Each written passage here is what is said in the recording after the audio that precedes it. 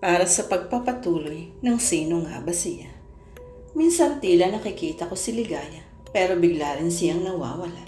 Kapag nakikita ko siya, napakalungkot ng mga mata niya. Dahil dito, mas lalo lamang sumasakit ang aking dibdib dahil alam kong ako ang nagdulot ng kalungkutan sa kanya. Samael, may nararamdaman akong tao sa labas. Bilis, tanggalin mo ang kadena. Udyok sa akin ang pwersa. Nakiramdam ako at nakinig. Tama, merong tao sa labas. Nalungkot ako dahil alam kong may mabibiktima na naman ako. Lola Celia, Lola Priscilla, Samantha. Boses ito ng isang babae mula sa labas. Agad akong pinakilos ng pwersa para gumawa ng ingay. Tulad ng dati, kinukuha na naman niya ang kuryosidad ng taong nasa labas. Lola Celia, are you there, Lola dear? Tawag ng sino mang bisita na ngayon ay nasa loob na ng bahay. Sinipa ko ang mga lalagyan ng damit ni Lola at nahulog ang mga ito sa sahig, kaya lumikha ng malakas na ingay. Sinabay iyon ng malalakas na kulong mula sa labas. Naramdaman kong paakyat na ang susunod na mabibiktima ko. Tinanggal ko na ang kadena sa aking paa. Kusa akong napangisi dahil sa pwersang kumukontrol sa akin nang makita kong may liwanag na sumilip sa siwang ng walk-in closet. Ibig sabihin nito, nasa loob na ng kwarto ang babae. Sinipa akong muli ang cabinet. Sinubukan kong pigilan ng pwersa ngunit wala na akong nagawa, kundi panoorin lamang ang aking sarili habang kinokontrol nito. Naku, baka mga daga lang. Akala ko na certified daga basta rin ito sa nina Lola. Hindi pala, sabi ng babae. Narinig kong palabas na sana ito sa kwarto. Agad kong pinatunog ang kadena para makuha ang atensyon ng babae. Dahan-dahan itong pumasok sa kwarto kasabay ng pagtanggal ko ng kadena sa aking paa. Oras na para kumain.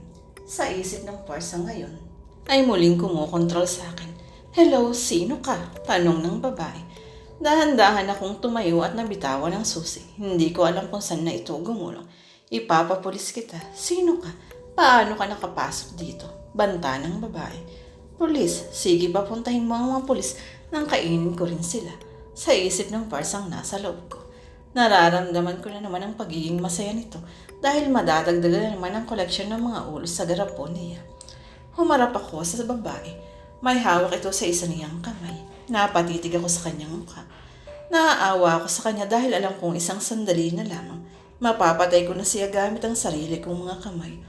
Ngumiti ito kaya pinangiti naman ako ng parsang kumukontrol sa akin. Maya-may bigla na rin tumilos ang aking mga ngipin. Isinarado ng babae ang pintuan ng closet, ngunit agad akong sumugod at sinira ito. Sigaw ng babae, ngunit bago pa man siya makalabas ng kwarto, ay nahila ko na ang buhok niya. Mas lalo ko pa itong hinila na halos mabunot na ang mga buhok niya mula sa kanyang anit.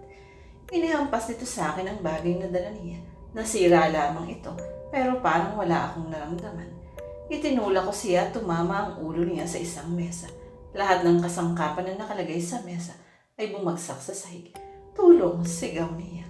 Napahiga siya sa sahig. Lumapit ako sa kanya at hinawakan ang kaliwa niyang braso. Anong gagawin mo? Preso huwag mo akong sasaktan. Hindi na napigilan ng babae ang mapaluha. Pilit kong pinigilan ang parsang kumukontrol sa akin, ngunit hindi ko siya mapigilan.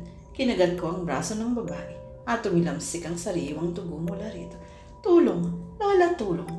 Ngunit alam kong walang makakarinig sa kanya. Hindi ko napansin ang isa niyang kamay at may inihampas siya sa akin. Naramdaman ko ang matulis na bagay sa aking mata at napasigaw ako sa sakit. Nabitawan ko siya at nagkaroon ng pagkakataong makatakas.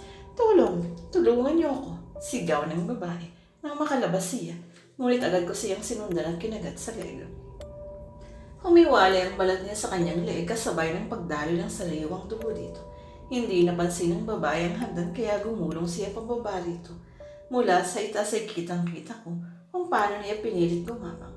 Nakita ko ang aking ina na nasa paanan ng babae. Ngunit titigan lamang niya ito. Tulungan po ninyo ako. Ayoko pa pong mamatay. Kailangan pa ako ng Lola Celia ko. Nagmamakaawa ang babae sa aking ina. Ngunit hindi man lang niya ito tinulungan. Tama na, ayoko na. Sigaw ko sa parsang pelit na kumukontrol sa akin. Ngayon pa ba natin ito ititigil? Napakasarap ng dugo niya. Naalala ko tuloy si Ligaya. Binanggit na naman ito si Ligaya. Wala akong nagawa kundi ang sumunod sa parsang ito. Crow, ito ang ingay na pilit na lumalabas mula sa aking bibig. Tumalon ako papunta sa direksyon ng babae. Agad na nawala ng malay ang babae nang walang awa ko siyang sakmalin sa leeg. Hinila ko siya papunta sa itaas para doon tanggalin ang kanyang ulo. Iyon ang utos ng puwersang pilit na kumokontrol sa akin. Magpakabusog ka, Samael. Naririnig ko pang sabi ng aking ina.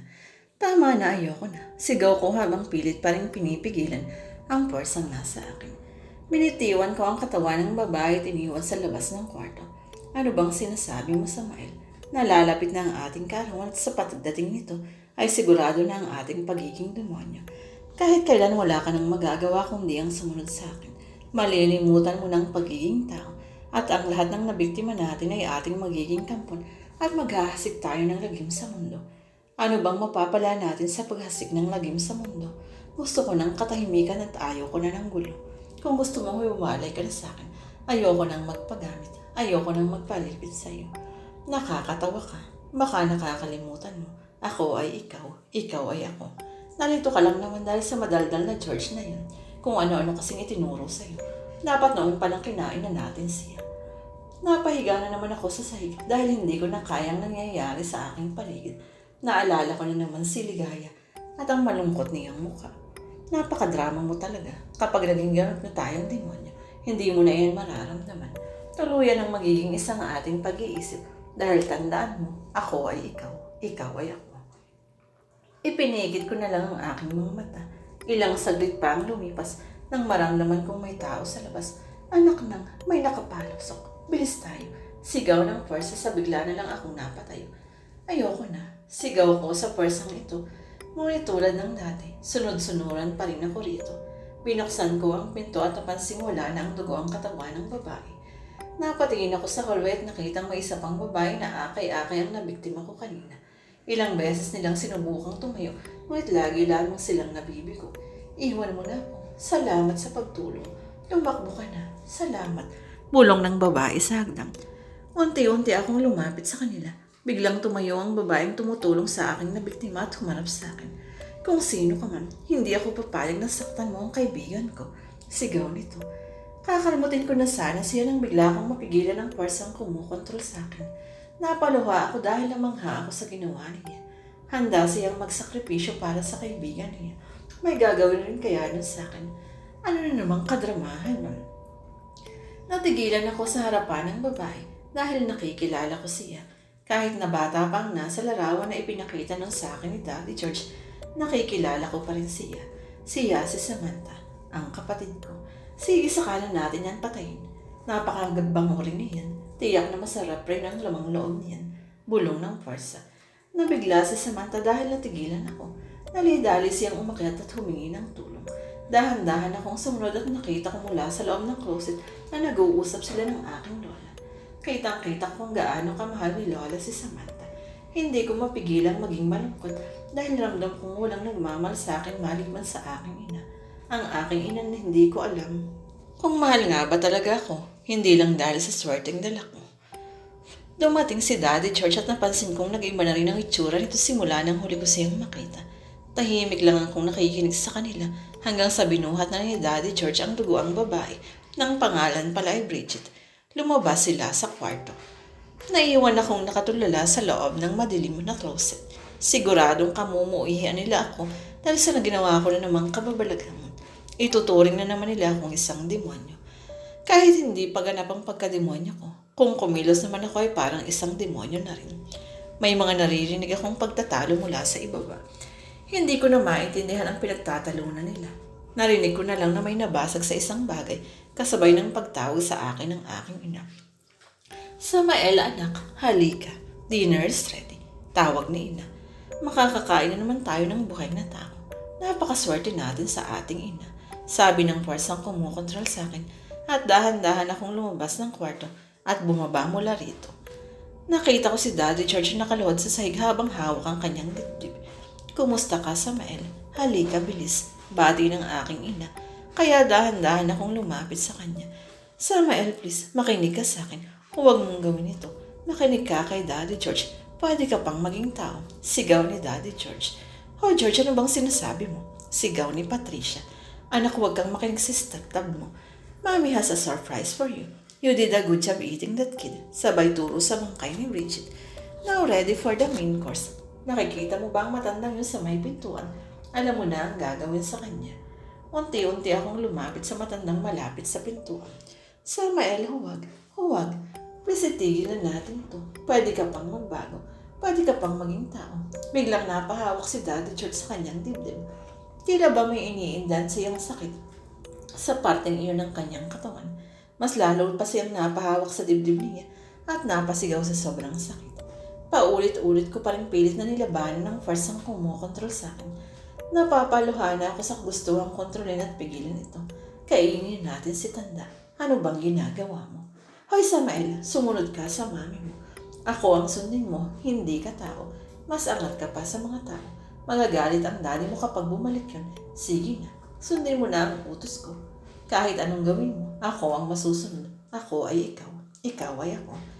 Napasigaw na ako at napaluhod. Pilit ko itong nilalabanan, ngunit sadyang napakalakas ang pwersang ito. Ako ay ikaw. Ikaw ay ako. Ako ang masusunod. Ako. Anong ginagawa mo? Sumunod ka sa akin. Kahit kailan hindi mo sinaway ang utos ko, sigaw ni Ina. Ganyan Samael, pigilin mo ang sarili mo. May pag-asa ka pang maging tao. Giit ni Daddy George at mas lalo pa siyang naghumiyaw sa sakit.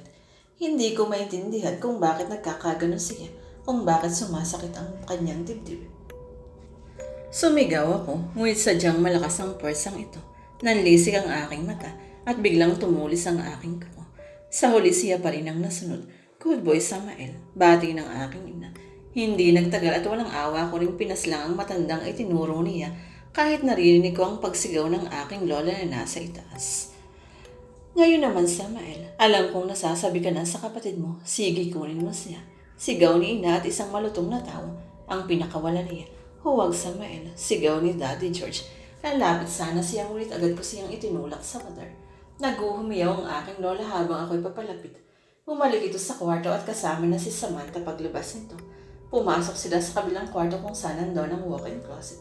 Walang awa kung sinira ang pinto ng kwarto. Subalit pagpasok ko'y wala na sila. Naramdaman kong pumunta sila sa baba para lumabas sa trapdoor at tumakas. Kahit anong gawin nila, wala na silang takas. Sa ating mga kamay sila mamamatay at wala ng sikat ng araw pa silang masisiraan. Sigaw ng persa. Kakaiba ang pakiramdam ko. Tila nakakulong ako sa isang hawla kung saan mula rito ay nakikita ko ang aking sarili habang gumagawa ng mga bagay na wala akong kontrol. Sinundan ko sila at sinira ang pinto ng mismong kwarto ko. Nakita kong nabuksan na nila ang trapdoor kung saan maagos ang tubig ulan. Unang lumabas si Lola, samantalang sumigaw naman si Samantha. Lola, sigaw ni Samantha. Agad akong lumapit at hinila ang kanyang mga binti. Sinuntok ko siya sa tiyan kaya nawalan siya ng mari. Hindi ko alam kung bakit hindi pa siya pinatay ng persang kumukontrol sa akin. Huwag kang atat. May ritual pa tayong gagawin mamaya. Bulong ng persa sa akin. Nalulungkot ako dahil ang unang pagkakataon na nakita ko ang aking kapatid ay ang araw rin na mamamatay siya sa sarili kong mga kamay. Naalala ko tuloy si Ligaya. May mga kapatid nga pala ito at handa daw siyang protektahan ito dati. Napakamalas ni Samantha dahil ako pa ang naging kapatid niya. Patawad Samantha sa isip ko. Itigil mo na yan, Samael. Kahit kailan hindi ka na niya mapapatawad. Binuhat ko siya at itinali ang kanyang mga kamay sa kanyang likod. Umakyat ako sa trapdoor at nakita kong nakaabang ang aking tunay na ama at si Ina. Magaling, Samael. Mabuti naman at sumusunod ka na sa akin. Bati ni ama. Oo naman, ama. Sabik na akong maging ganap na demonyo. Abala lang sa akin ang mga nabuong pagkatao sa loob. Hindi naman kita masisisi dahil kalahating tao pa rin ako. Ito ang mga katagang lumabas sa bibig ko. Ito ang sabi ng persang kumukontrol sa akin. Huwag kang mag-alala, Samael. Mawawala rin yan kapag naging ganap na tayong demonyo. Saad ni ama. Isang malutong na halaklak ang inusal ko. Pagkatao, ako ba ang tinutukoy niya? Sana mawala na nga ako ng matigil na ang emosyon na nagmumula sa loob ko. Ayoko na dahil mas nasasaktan lang ako. Nakita ko si Lola na nakahiga sa garden. Lumapit at po at itinalali ang kamay niya sa likod.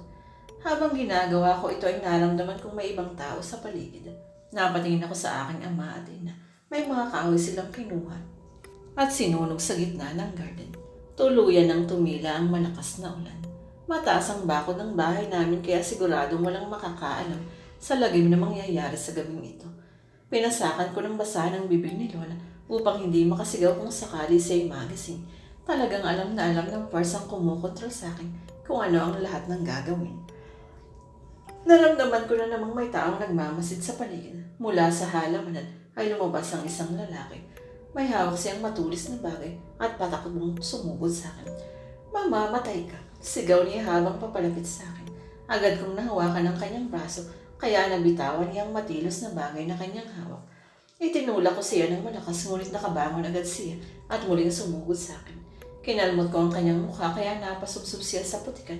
Akala ko na wala na siya ng malay, ngunit tumayo pa rin siya at sinugod ulit ako.